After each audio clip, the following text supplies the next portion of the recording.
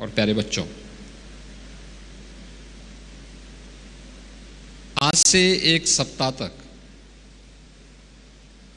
गोरक्षपीठ में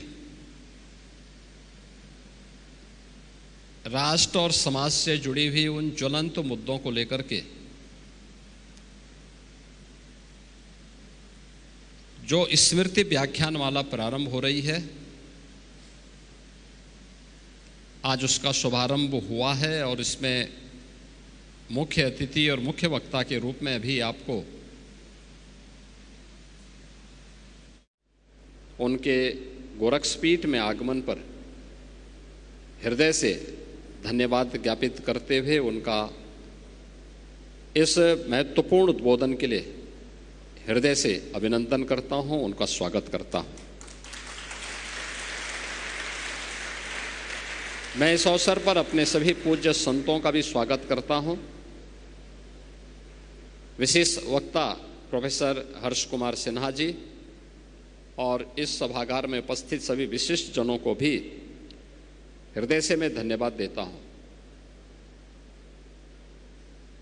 ये स्मृति व्याख्यानमाला गोरक्षपीठ के आचार्य द्वय ब्रह्मलीन महंत दिग्विजयनाथ जी महाराज तथा ब्रह्मलीन महंत अवैद्यनाथ जी महाराज की स्मृति में प्रतिवर्ष आयोजित होते हैं।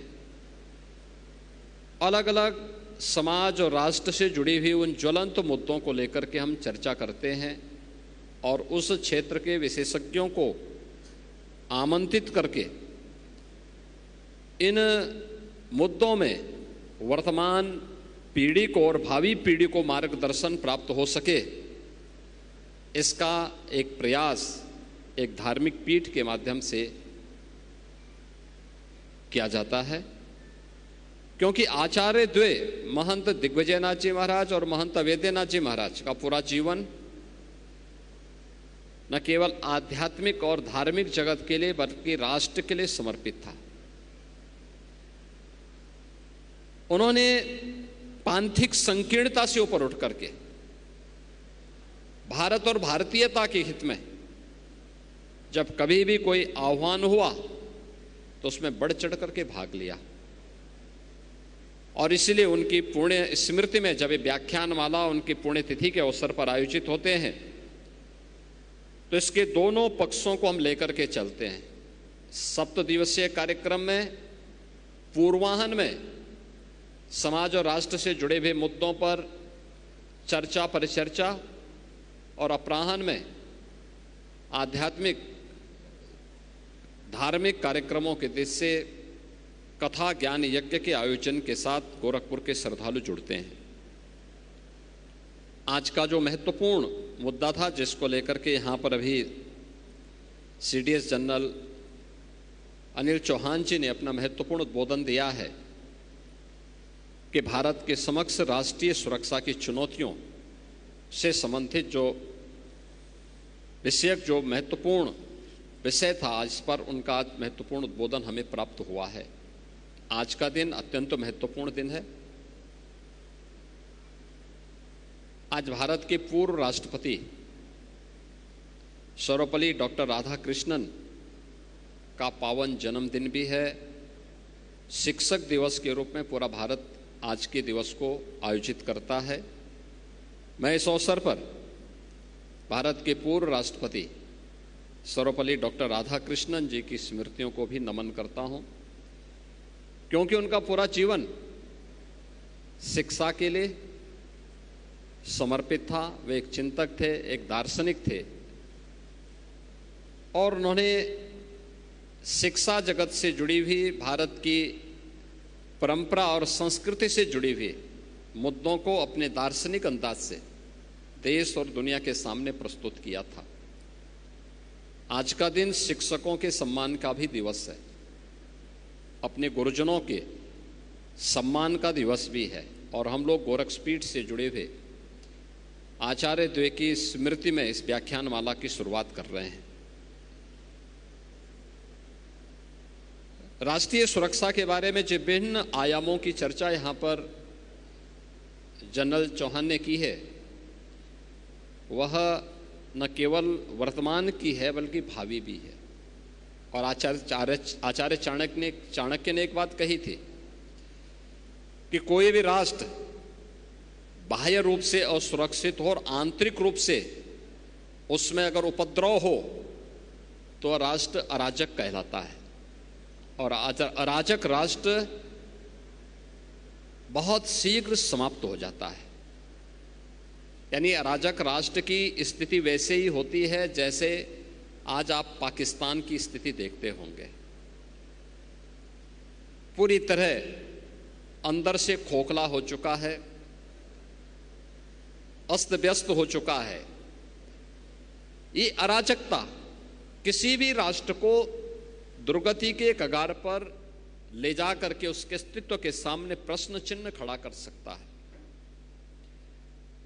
भारत इस दिश से प्राचीन काल से ही बहुत सजग रहा है, सतर्क रहा है और उसकी सुरक्षा के लिए उस प्रकार के तौर तरीकों को अपनाने की एक प्रवृत्ति भी रही है।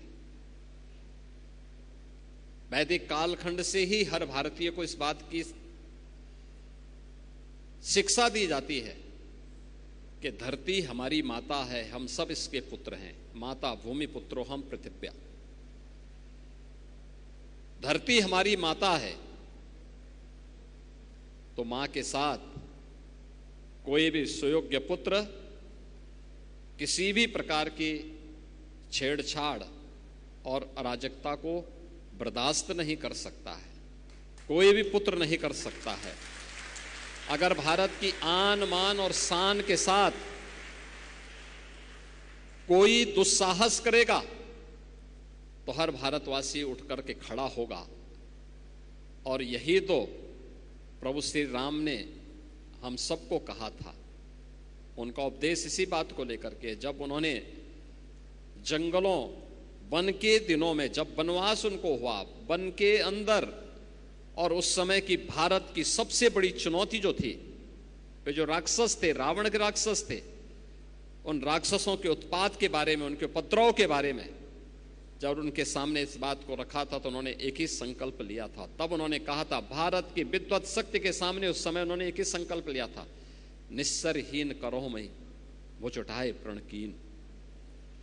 यानी एक ही प्रण किया था कि मैं इन राक्षसों को पूरी तरह समाप्त करके इस धरती को राक्षस विहीन करूंगा।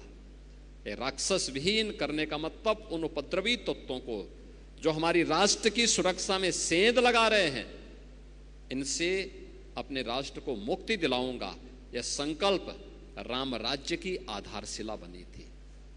याद रखना, राम राज्य एक आदर्श व्यवस्था है, राज की, शासन की आदर्श व्यवस्था, जिसमें किसी भी प्रकार का कोई दुख, कोई रोग, कोई शोक, कोई संताप, जिसके लिए कोई स्थान नहीं।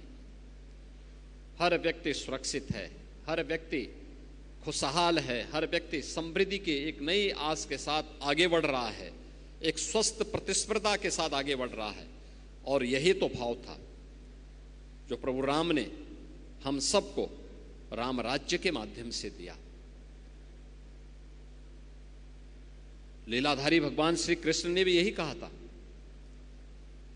उन्होंने भी इस बात को कहा था कि परित्राणाय साधूनाम विनाशाय च दुष्कृताम। यानी सज्जनों का संरक्षण, अपने नागरिकों को संरक्षण करना, उन्हें सुरक्षा प्रदान करना। लेकिन जो दुष्ट प्रवृत्तियां हैं, जो समाज की सुरक्षा के लिए, राष्ट्र की सुरक्षा के लिए खतरा बने हुए हैं, इनका संहार करके ही कोई राष्ट्र अपने को सुरक्षित महसूस कर सकता है। याद रखना।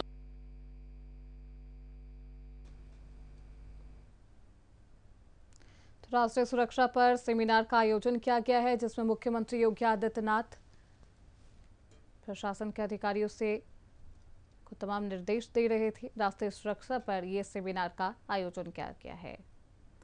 गोरखपुर की ये लाइव तस्वीरें हम आपको दिखा रहे थे।